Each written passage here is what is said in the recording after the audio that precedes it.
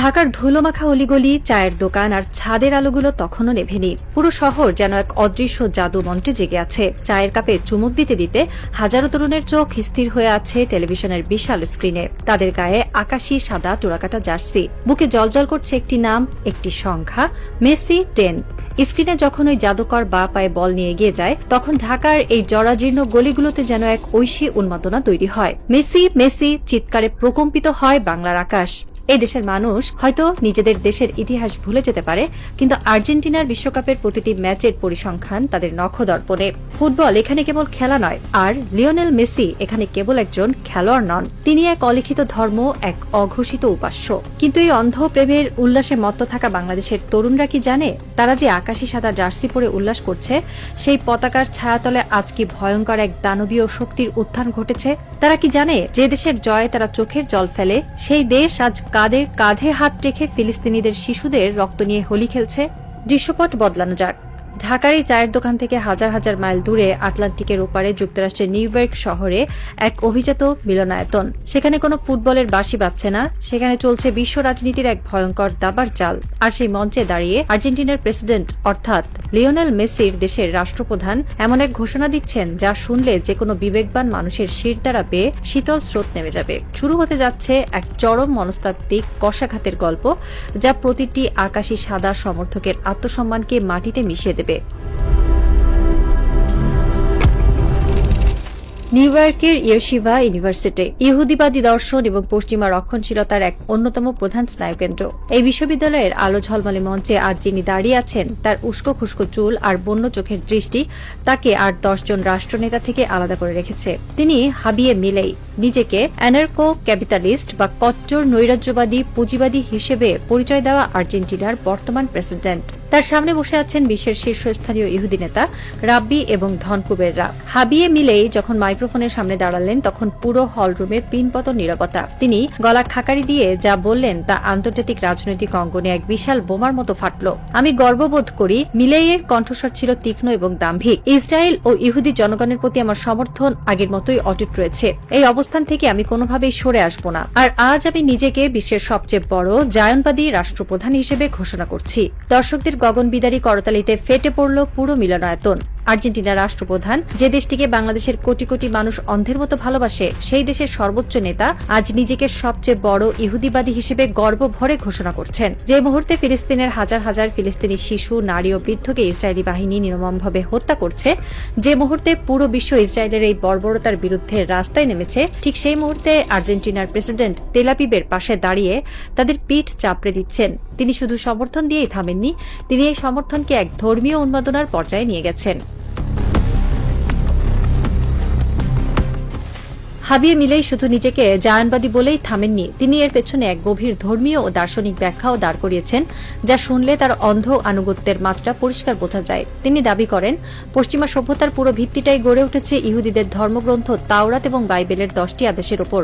তার মতে, জীবন, স্বাধীনতা এবং ব্যক্তিগত সম্পত্তির মতো আধুনিক বিশ্বের যত মৌলিক অধিকার রয়েছে, তার সবই এসেছে ওই ইহুদিবাদী দর্শন থেকে। তার কথায় এক ধরনের হিপনোটিক বা সম্মোহনী সুর ছিল। তিনি বাইবেলের এক্সোডাস বা মিশর থেকে ইসরায়েলিদের বেরিয়ে আসার ঘটনার কথা উল্লেখ করেন। তিনি বলেন, ইসরায়েলিদের ওই যাত্রাতেই স্বাধীনতার মূল ধারণা লুকিয়ে আছে। এই ধর্মীয় মূল্যবোধগুলোই পশ্চিমা সভ্যতার বিকাশের ভিত্তি তৈরি করেছে। তাই ইসরায়েলের সাথে কোনো ধরনের আপোষ করার প্রশ্নই ওঠে না। মিলেইয়ে এর কথার অর্থ কি? এর কথার অর্থ হলো, ফিলিস্তিনের মাটিতে যা কিছুই ঘটুক না কেন, যত রক্তই ঝরুক না কেন, আর্জেন্টিনা সবসময় ইসরায়েলের পক্ষে থাকবে। কারণ তারা এটিকে নিছক কোনো রাজনৈতিক বিষয় হিসেবে দেখছে না, তারা এটিকে একটি পবিত্র যুদ্ধ বা হোলি ওয়ার হিসেবে নিয়েছে। কট্টর উদারতাবাদী চিন্তাবিদ হান্স হারমেন হোপে যখন মিলেইয়ের এই উগ্র ইসরায়েলপন্থী অবস্থানের তীব্র সমালোচনা করেছিলেন, তখন মিলেই তাকে স্রেফ তাচ্ছিল্য ভরে উড়িয়ে দেন। তিনি স্পষ্ট জানিয়ে দেন, ইসরায়েলের প্রতি সমর্থন জানাতে তিনি গর্ববোধ করেন এবং কোনো সমালোচনাই তাকে টলাতে পারবে না। তিনি নিয়মিত ইহুদি ধর্মের শীর্ষ নেতাদের সঙ্গে পরামর্শ করেন এবং রাষ্ট্র পরিচালনার ক্ষেত্রে তাদের কাছ থেকে দিক নির্দেশনা নেন। এক কথায়, আর্জেন্টিনা আজ পরিণত হয়েছে ইসরায়েলের এক বিশ্বস্ত দাসে। এখন প্রশ্ন হলো, এই ভূ রাজনৈতিক নোংরা খেলার সাথে লিওনেল মেসির কি সম্পর্ক? কেন বাংলাদেশের আকাশী সাদা ফ্যানদের এই গল্প পড়ে লজ্জিত হওয়া উচিত? সম্পর্কটা এখানেই যে মেসি কেবল একজন খেলোয়াড় নন, তিনি হলেন আর্জেন্টিনার অফিসিয়াল কালচারাল অ্যাম্বাসেডর বা সাংস্কৃতিক দূত। যখন হাবিয়ে মিলেই নিজেকে বিশ্বের সবচেয়ে বড় জায়ানবাদী হিসেবে ঘোষণা করছেন, তখন লিওনেল মেসি এই রাষ্ট্রেরই প্রতিনিধিত্ব করছেন। বাংলাদেশের যে তরুণেরা শুক্রবার জুম্মার নামাজের পর গাজার মজলুম মুসলমানদের জন্য চোখের জল ফেলে ফিলিস্তিনের পতাকা হাতে নিয়ে ইসরায়েলের বিরুদ্ধে স্লোগান দেয়, তারাই আবার শুক্রবার রাতে মেসির জয়ে আনন্দে মিষ্টি বিলায়। এর চেয়ে বড় হিপোক্রেসি বা ভণ্ডামি আর কি হতে পারে? একটু ইতিহাসের পাতা উল্টানো যাক। লিওনেল মেসির সাথে ইসরায়েলের সম্পর্ক আজকের নয়। 2018 সালে জেরুজালেমে আর্জেন্টিনা এবং ইসরায়েলের মধ্যে একটি প্রীতি ম্যাচ হওয়ার কথা ছিল। সে সময় ফিলিস্তিনিদের তীব্র প্রতিবাদে ম্যাচটি বাতিল হয়, কিন্তু মেসি বা আর্জেন্টিনা ফুটবল অ্যাসোসিয়েশনের ইসরায়েল প্রীতি তাতে একটুও কমেনি। মেসি যখন ইসরায়েলে যান, তখন তিনি হাসি মুখে ইহুদিদের পবিত্র দেয়াল ওয়েলিং ওয়ালে গিয়ে মাথায় কিপ্পা, ইহুদিদের ঐতিহ্যবাহী টুপি পরে প্রার্থনা করেন। তার সেই ছবি সারা বিশ্বের ইসরায়েলি মিডিয়া গর্বভরে প্রচার করে। ইসরায়েলের ধনকুবের এবং স্পন্সরদের সাথে মেসির বিলিয়ন ডলারের ব্যবসায়িক সম্পর্ক। যে ইসরায়েলি স্টার্টআপগুলো ফিলিস্তিনিদের উপর নজরদারি করার প্রযুক্তি বানায়, তাদের অনেকের সাথেই পরোক্ষভাবে জড়িয়ে আছে পশ্চিমা কর্পোরেট বিশ্ব, যাদের ব্র্যান্ড অ্যাম্বাসেডর স্বয়ং লিওনেল মেসি। আর গাজার শিশুরা যখন বোমার আঘাতে ছিন্ন ভিন্ন হয়ে যাচ্ছে, তখন এই ফুটবল দেবতার মুখ থেকে কি একটি শব্দ বের হয়েছে? ফিলিস্তিনের পক্ষে কি একটি সহানুভূতিমূলক পোস্ট তিনি দিয়েছেন? না, তিনি চুপ। কারণ তিনি জানেন তার দেশের প্রেসিডেন্ট হাবিয়ে মিলেই ইসরায়েলের সবচেয়ে বড় বন্ধু। তিনি জানেন তিনি নীরব থেকে মূলত ইসরায়েলের এই বর্বরতাকেই সমর্থন দিয়ে যাচ্ছেন। আর আমরা বাংলাদেশের বোকা ফ্যানরা সেই নীরব বিশ্বাসঘাতকের ছবি বুকে ধারণ করে রাস্তায় ঘুরে বেড়াচ্ছি। বাংলাদেশের প্রতিটি আর্জেন্টিনা সমর্থকের আয়নার সামনে দাঁড়িয়ে নিজেদের প্রশ্ন করা উচিত, আমরা আসলে কাদের সমর্থন করছি? আপনি যখন বাজার থেকে 1000 টাকা দিয়ে একটি আর্জেন্টিনার অফিসিয়াল জার্সি কিনেন, আপনি যখন তাদের স্পন্সর করা পণ্যগুলো কেনেন, তখন সেই অর্থের একটি অংশ আর্জেন্টিনার অর্থনীতিতে যুক্ত হয়।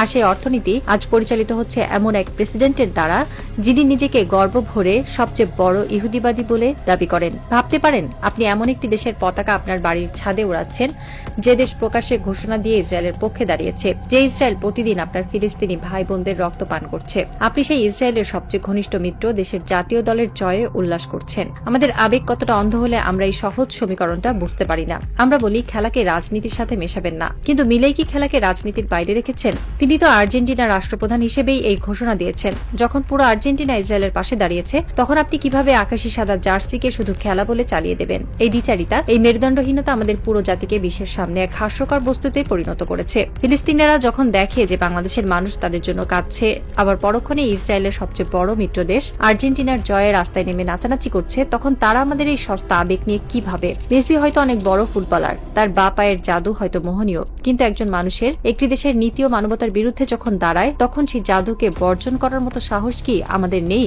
নাকি আমাদের বিবেক ওই ফুটবলার জার্সির কাছে চিরকালের জন্য বন্ধক রাখা হয়ে গেছে? আজ যদি আপনি একজন সত্যনিষ্ঠ মানুষ হন, তবে আপনার বুকে ওই আকাশী সাদা জার্সিটা একটা জ্বলন্ত কয়লার মতো বিঁধতে বাধ্য। ভাবুন সেই দৃশ্যটার কথা। ফিলিস্তিনের কোনো এক ধূলিসাৎ হওয়া হাসপাতালের নিচে চাপা পড়ে আছে একটি 5 বছরের শিশু। তার শরীরে রক্ত, চোখে আতঙ্ক, তার মাথার উপর দিয়ে উড়ে যাচ্ছে ইসরায়েলি ড্রোন।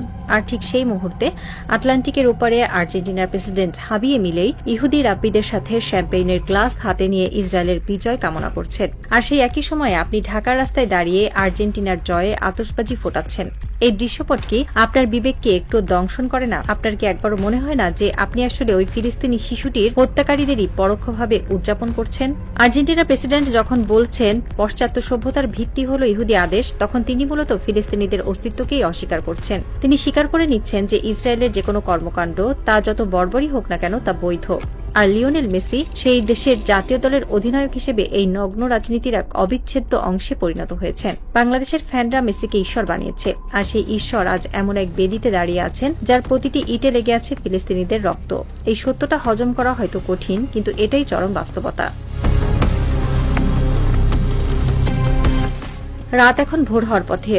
ঢাকার সেই চায়ের দোকানের টিভিটা এখনো চলছে, কিন্তু এবার আর সেখানে ফুটবলের কোনো ম্যাচ দেখানো হচ্ছে না। আন্তর্জাতিক সংবাদের চ্যানেলে দেখাচ্ছে নিউ ইয়র্কের সেই ইয়েশিভা ইউনিভার্সিটির দৃশ্য। হাবিয়ে মিলেই হাসি মুখে নেতানিয়াহুর এক ঘনিষ্ঠ দূতের সাথে করমর্দন করছেন। নিচে ব্রেকিং নিউজের স্ক্রলে লেখা, নিজেকে সবচেয়ে বড় জায়ানবাদী হিসেবে ঘোষণা করলেন আর্জেন্টিনার প্রেসিডেন্ট। চায়ের দোকানে বসে থাকা এক তরুণ, যার গায়ে 10 নম্বর জার্সি, সে হঠাৎ করেই যেন জমে গেল। তার হাতের চায়ের কাপটা কাঁপছে। টিভিতে দৃশ্যপট বদলে গেল। এবার দেখানো হচ্ছে গাজার একটি বিধ্বস্ত স্কুল, লাশের শাড়ি, রক্ত। তরুণটি তার নিজের বুকের দিকে তাকালো। আকাশি সাদা জার্সির উপর লেখা মেসি। তারপর হঠাৎ মনে হলো এই জার্সিটার রং আর আকাশি সাদা নেই, এটা যেন লাল হয়ে গেছে। ফিলিস্তিনের শিশুদের রক্তে ভিজে জবজবে হয়ে গেছে তার এই প্রিয় জার্সিটি। সে বুঝতে পারলো সে এতকাল যাকে ভালোবেসেছে সে আসলে এমন এক রাষ্ট্রের প্রতিনিধি যারা এই গণহত্যার সবচেয়ে বড় সমর্থক। সে ধীরে ধীরে উঠে দাঁড়ালো। তার গায়ে যেন কেউ গরম সীসা ঢেলে দিয়েছে। সে তার গায়ের জার্সিটা খুলল, ধুলামাখা রাস্তায় ছুঁড়ে ফেলল সেই পরম আরাধ্য বস্তুটিকে। বিশ্ব রাজনীতির দাবার বোর্ডে আজ আর কোনো কিছুই আলাদা নয়। খেলা, রাজনীতি, ধর্ম, রক্ত সবকিছু আজ মিলেমিশে একাকার হয়ে গেছে। পরাশক্তিগুলো যখন তাদের নগ্ন রূপ নিয়ে বেরিয়ে আসে তখন এই সস্তা আবেগগুলোর কোনো মূল্য থাকে না। আর্জেন্টিনার প্রেসিডেন্ট তার চাল দিয়ে দিয়েছেন। তিনি ইসরায়েলের পাশে দাঁড়িয়ে এক নতুন ভূ রাজনৈতিক স্নায়ুযুদ্ধের ডাক দিয়েছেন। আর লিওনেল মেসি তার নীরবতার মাধ্যমে সেই ডাকে সায় দিয়েছেন। এখন বাংলাদেশের ফ্যানদের সিদ্ধান্ত নেওয়ার পালা। তারা কি নিজেদের আত্মসম্মান, বিবেক এবং ফিলিস্তিনি ভাইদের রক্তের সাথে বেইমানি করে এই আকাশী সাদা পতাকাকেই আঁকড়ে ধরে থাকবে, নাকি এই লজ্জার চাদর ছুঁড়ে ফেলে দিয়ে মানবতার পক্ষে দাঁড়াবে?